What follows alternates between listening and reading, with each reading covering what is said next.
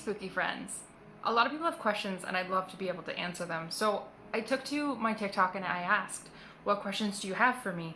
And I was not disappointed with how many people had questions and how great the questions were.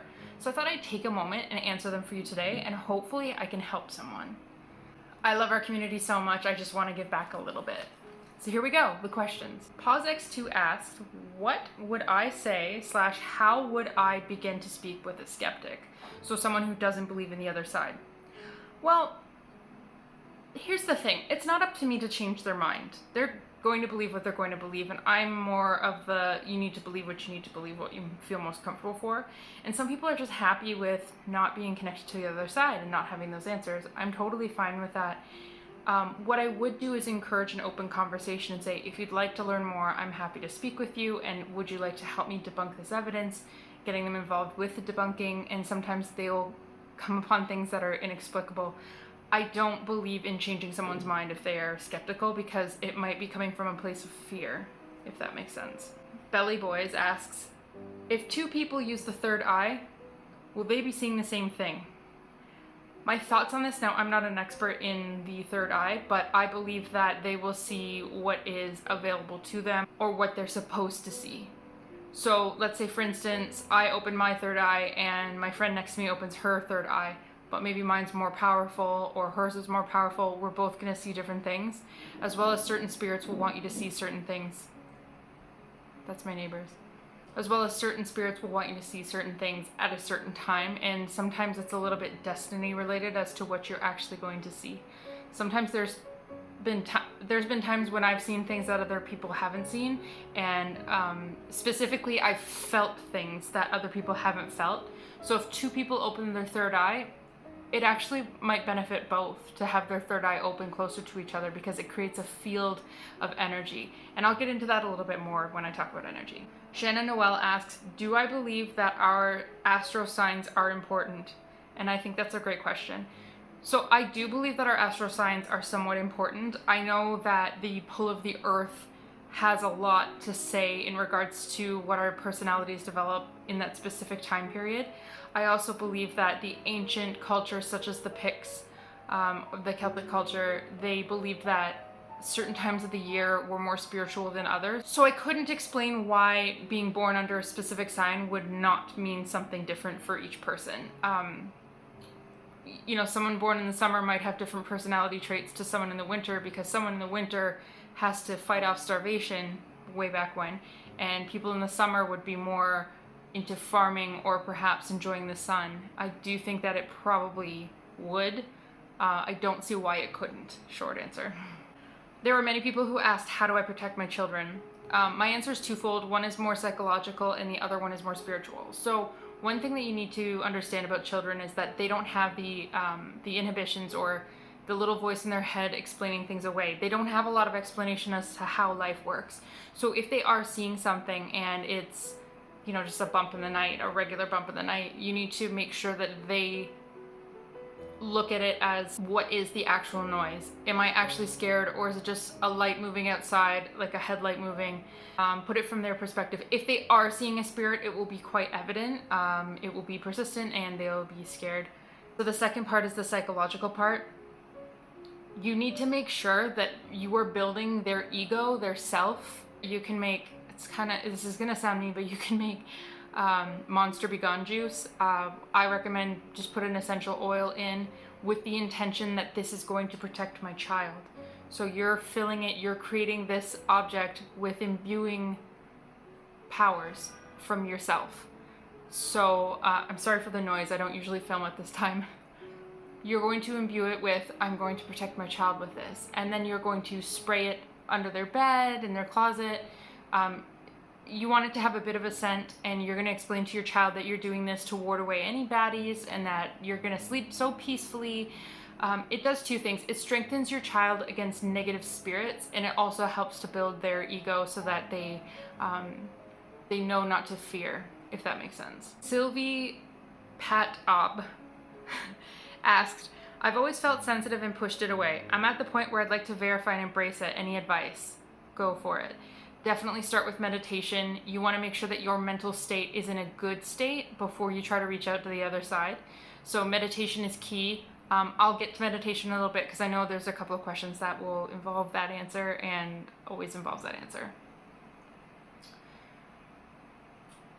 So Free Apple 624 asks, what is it? So Free Apple 624 asks, why is it that there are some spirits that are still around while others are gone? That's a really good question. It's hard to say exactly how the spirits feel, but some spirits have more a complete understanding of what has happened in their life and what has happened in their death, and they're at peace with what they see going on. So for instance, if let's say for my grandfather, for instance, has passed away, when he passed, he passed peacefully in his sleep. Everything seemed to be in order. His wife was taken care of, we were taken care of, and so his death, he was able to move on and go be with the rest of his family. Sometimes it's involved with their death, and sometimes it's personality.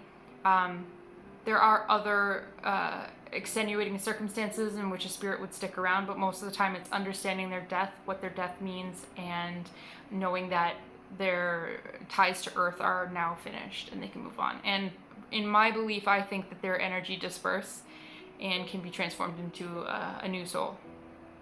So BB and the Boys asks, how would I handle spiritual warfare? Well, if that's in regards to people fighting each other, I don't engage. If someone is attacking me in a spiritual way, I'll just protect myself. I'll call on my own energy to fill me with a white light so that nothing can affect me. If it's the spirits fighting both bad and good, that's actually necessary for life. That tension is necessary to keep life going. So I just keep my nose out of it and try not to offend anybody. Alicia Weeks Adams asks, how do you see those on the other side? Like they were in life, or what they want you to see? That's a really good question. I would say if I were to give it a percentage, 80% of the time I just feel the spirit. They'll give me messages that are more of a physical feeling. Like I'll be urged to see something. So I'll be urged to feel a certain way. I'll be urged to send a message, or I'll be urged to picture something in my head. And usually that's how I see them. Their other percentage of the time is when I literally physically see them. A lot of the times it's just an outline because there's not a lot of strength. They'll show me a face, they'll show me a hand, pieces of them. I will physically see them, especially if they're moving an object, you can see them a little bit better. But most of the time it's internal, and it's really hard for me to explain. It's an urge, and it's something that I can't push away and can't explain. But that's how I see them usually, and it depends on what message they're trying to come through with. Like if it's, hey, I'm fine, they're gonna show me them younger and healthy. If they've passed away from illness or a car accident, they'll show me themselves younger and healthy. Whereas if they were completely at peace with their death, they'll show me at their age. Like I know my spouse's grandmother has come to me as she was in her later years, and she seems to be fine and is just checking on everything. She just likes to see what's happening. Sabra4767 asks, no connections here, but I would love to know if there's a certain person around me. Then again, maybe not. That's a great question. And also, many people asked this, like, how do I sense my father's around me? Teacher Rose TX asked. I want to know if I can connect to my best friend who's passed years ago. Said usernames are really hard. Monica Velasco asked, would like to know how to connect to someone who passed away over 10 years ago. So if you'd like to know who's around you, or you'd like to see if someone has passed on, the best way to start is through meditation. It's a way of calming your mind. You don't want to use an Ouija board and get yourself freaked out, because that's just not the way to go. So you want to meditate, you want to calm your mind and gain control of yourself. The way that I meditate is that I get myself into a comfortable spot. So usually on the couch or my bed, I like to lay down because I'm lazy. I close my eyes, I breathe in really deep once, hold it for a few seconds, and then let it out. You'll feel your heart kind of thumping, and that's what you want. You want that bit of movement in your body.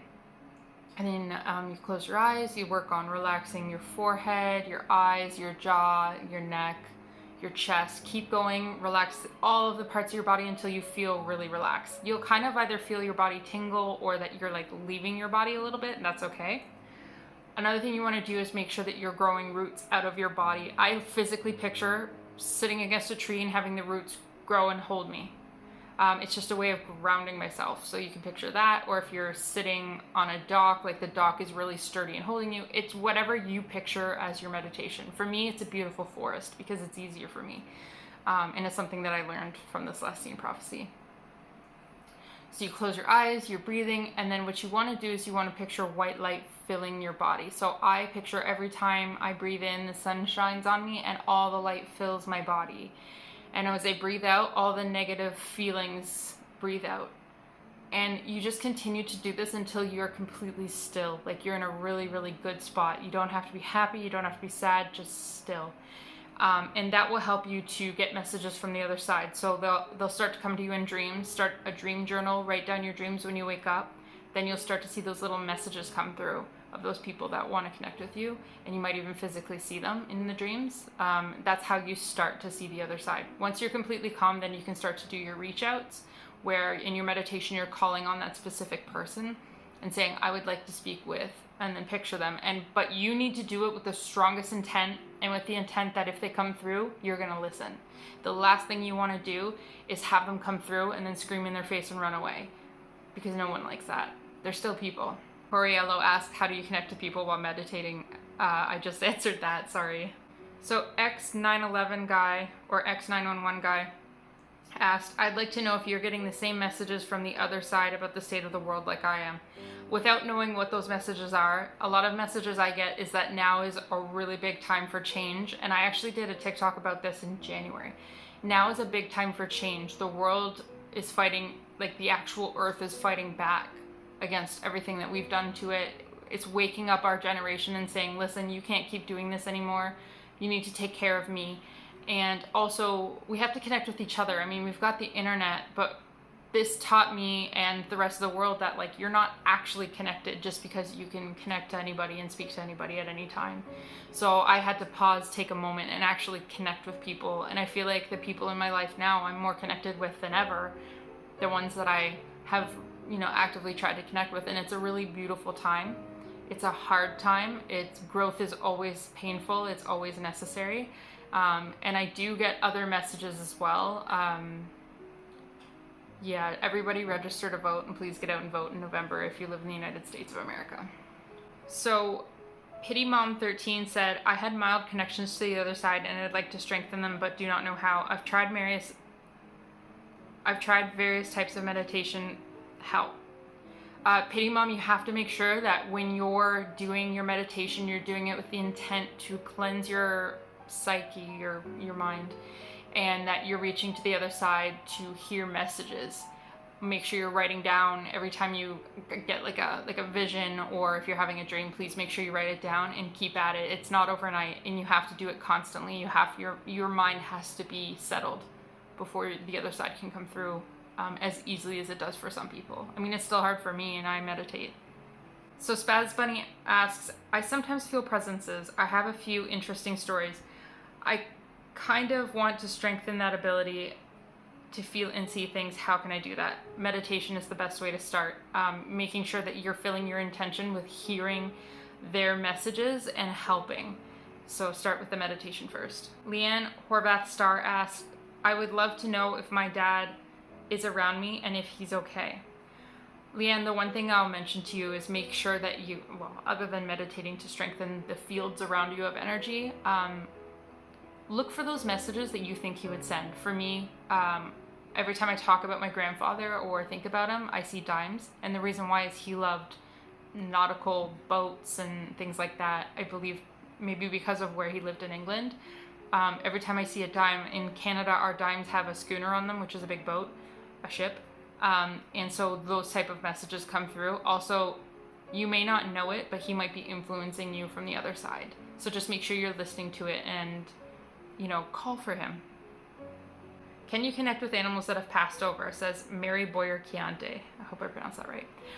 Yes, I can. Their messages aren't like human messages. Their messages are more of just like, I'm here, I love you, and I'm okay. Like, they're more simple is the best way to put it. Animal messages are more simple. And oftentimes they will move on sooner because they have less to worry about as animals. I live in a historical home.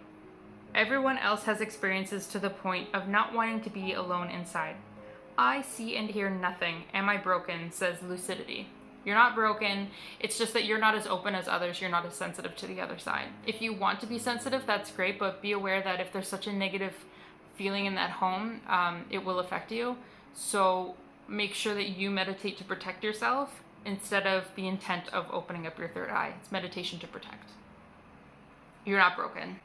Brazos River Girl asks, how do you connect with someone specifically on the other side? Again, it comes through meditation. You want to meditate first. And then fill your intent with speaking directly to that person. You definitely want to connect to them. If you'd like to learn how to use a spirit box, or perhaps, automatic writing I've never done, but you can do that. You can do it yourself, or you can contact a medium. I have one linked in my TikTok profile. You can always check it out in my link tree. But yeah, it's all about being open to it. So Angel Dolphin 01 asked, when did you first realize you could sense things? Who or what did you see first? That's a great question. I get asked that a lot. So when I was approximately 3 years old, my parents moved to this new house that was on an old property. So the house was fairly old, and yeah. So the first person that I physically saw that I can remember was a little boy. His name was Cole. He had died of meningitis on the property, so he had trouble breathing, and he made it known to me that might have been the way he died. I grew up for a little bit having him around. I think he was a little bit older than me, to be honest with you, now that I think back. But yeah, so I connected with him first, and my mom sort of realized at age 6 how connected I was, because they held a seance and spoke to a spirit, and then later called me into the room. I'd been outside by myself. Later called me into the room, and I specifically explained what I heard and saw, the person's name, everything about them, and it was completely accurate to what they had in the seance. And that kind of made me a believer very young, although I stay healthily skeptical. Shasman asked, did my mother die happily when I was 3 years old? So I don't have a specific answer for you, but what I can state is that when someone passes over, if they died in a good place, then their death is more peaceful. Like if they die and then they are on the other side and they realize, okay, I've died, but that was like a peaceful moment, or a release from something like a sickness, then it's a little bit more peaceful. One thing I can say is that a common thing I feel with people from the other side is that they're so proud of their daughters and their sons, and they're always going to be with you. They never leave, and they always love you even more from the other side. I hope that helps. So Nikki Hellowell asks, I've heard that sleep paralysis is supernatural. I suffer with this a lot. So scientifically speaking, there's no specific reason as to why, that I'm aware of with my research, there's no specific reason as to why people suffer from sleep paralysis. I've heard doctors state that it's during a certain cycle of sleep that the mind wakes up but the body doesn't yet, because you do go into like a paralysis while you're sleeping, so that you're not flailing around when you're sleeping. So that's one explanation of sleep paralysis. The other part with the sleep, it comes from an ancient legend, mostly of Lilith, which I've done a video on her actually, where a spirit will either take advantage of your sleep paralysis, continue you to have sleep paralysis, or cause it in order to siphon energy or give you a message or freak you out. They want to make you scared.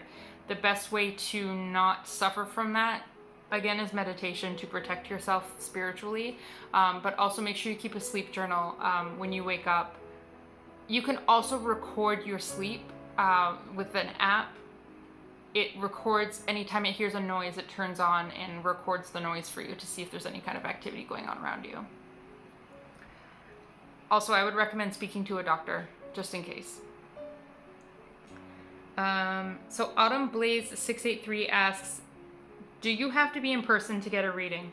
Autumn, that's a great question. For me personally, I would rather have someone in front of me in order to do a reading. although I don't do readings anymore just because I had a really, really, really scary experience where a ghost was trying to validate that it was her, and I shouldn't say a ghost, I should say a spirit.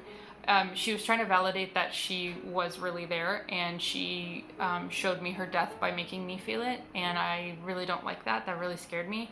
So I don't specifically do readings anymore. I'll do my best to help you. In my TikTok profile, I did link to some psychic consultants that you can reach out to. They can do kind of everything, and they're everywhere, as well as my mom via Facebook. I linked it in my Instagram, but I'll link a link down below for you if you'd like to reach out to my mom. She will also help you with her reading. Okay, so Northern Lady AK asks, are spirits more active at night? If so, why? I love this question. I get really, really excited to answer it because spirits are not more active at night. I don't care what anyone says. I'm putting my foot down and saying that I don't believe that spirits are more active at night. Here's why. During the day, there is more movement and activity. More people are awake, more people are moving, more things that can interfere with the spirit's energy fields. So the reason why at nighttime they are more active is that there's less distractions for them. There's less things happening around them that can cause them to be less powerful. And so that's why spirits at night are more powerful, and that's why a lot of shows film at night, because there's less people. There's less chance of, a noise being an actual person. Also, it's quieter, so you notice more. So Emma Jokinen6 asks, after driving to pick up a plant on a road I've driven down several times before, I had an overwhelming feeling of dread. Same on the way back. What is that? That's a great question. So you were driving down a road and you had this overwhelming feeling of dread, and then you continued on and it lessened. And then on the way back in the same spot, you felt that overwhelming dread again. This could be one of two things. It could be a sound, like an actual sound resonating in that area during that time. Even if it was like 100 meters away, the sound can affect you to feel scared. You might want to check on that, but the spiritual explanation of that could be that maybe somebody had suffered some kind of atrocity right there, such as a car accident's really common, or a heart attack, or maybe they got really, really bad news and they died and they went back and they remembered that time. It could just be a spot of an anomaly of negative power, negative energy that you feel. In order to protect yourself, do make sure that you're meditating and filling yourself with white light. And when you have those moments where you feel that dread, make sure that you continue to visualize that white light coming towards you. That visualization is way more powerful than any type of magic you can do. And it's magic. Monica Velasco asks, would like to know how to connect to someone who passed away over 10 years ago. Same thing as I always say, Monica, make sure that you're meditating first, so that you can prepare yourself for that, and then reach out with intent to speak to that person with your love and compassion. You don't want to be scared, ever. So Smiley277_Tammy asks, do spirits know things, like if I was dating someone and they weren't who they said they were, could they tell you asking for a friend? I get you, I see you, and I got you. So Tammy, I'm assuming your name is Tammy. If you have a feeling that someone is lying to you in your gut, that's the spirits telling you, hey lady, listen to me. This person is not who they say they are. You have to trust your intuition. Your intuition will never lie to you. It's that thing, and especially women, we have it stronger because we are the protectors of the children. You have that intuition in you. If something is telling you that this person is lying to you, or what they're saying is not truthful, or what they're saying they are is not truthful, then believe it. Life is too short to drink cheap wine. What is the meaning of dreams, asks Extra Lucky Me, who claims to be my #1 fan. I'd like to see someone fight him on that. There are multiple meanings of dreams. So for instance, you could get really cerebral with it, look into the minor details. Let's say you have a dream consistently that your teeth are falling out. That could mean the pressure to perform, or being afraid of something with your visual. Or for instance, you could dream a lot that a dark shadow is following you. One particular dream that I have all the time is that zombies are chasing me and they're going to eat me. And that's literally me feeling ashamed or sad about my own anxiety eating me away. So dreams could be literally telling you something like that, like your subconscious is telling you something about that. However, if someone you know and love is coming to you in a dream and speaking to you and telling you things, write that down when you wake up, because that is a spirit connecting with you and speaking with you. They could be giving you a message, or they could just be coming to say hi and that they love you and miss you. There are dream interpretations available online, Extra Lucky Me, and if you're really, really confused, just send me a message or comment in the comments and I'll tell it for everybody. So Jay Bennett 83 asks, the most frightening experience I've ever had. So Jay Bennett 83 asks, what's the most frightening experience that I've ever had? When I lived in my former apartment, there was a negative energy that consistently tortured me. Torture is a strong word, but it did try to wear me down over time, and other people noticed it as well. It was really hard to cleanse, and after moving, I had dreams about it. Where it was trying to pull me back to where it was, and that I was living back in that location, things like that. And for someone like me that's really sensitive, I'm quite scared of it to this day. I would say that's the most scary experience I've ever had. I'm not afraid of, like, if a ghost wants to throw something at me, like, big deal. Like, glad you got the energy to do that. But when it comes to a negative emotional spirit like that wants to drain me, that's the thing that scares me the most. I know it's not that scary, but it was. So Petra Belford 691 asks, does the visitor in my place here ever frighten me? So I'm reluctant to call any spirit around me a visitor, because they were obviously here before me. I've never been frightened by them, but I've been startled. For instance, there was one time when I was brushing my teeth in the bathroom and my other half was sitting in the living room probably 20 feet away, and the dog was with him. And I thought I saw him walk behind me, which was weird, but there was a cold gust of wind on my neck and then go through the bathroom wall. And I thought that was really weird, so I called out to him, and sure enough, he was still sitting in the living room, and I knew that was the spirit that I call Adam, which I've discovered is his name. And so he didn't frighten me, but he caught me off guard. And there's been times when I've, like, turned a corner and been like, but I'm never, like, actually scared or frightened, if that makes sense. So I'm really glad that I could answer these questions. Hopefully I answered them as best as I could. Also, I'm going to continue to answer questions. This isn't a one-off, so please put your extra questions or comments in the comment section down below. I love hearing from you guys. I love this community. You guys are so amazing. I can't believe that anyone wants to hear what I have to say. Again, I'm not an expert. I do the best I can, but I absolutely adore you guys, and I look forward to seeing you in the next one. Also, be sure to like and subscribe if you're not already.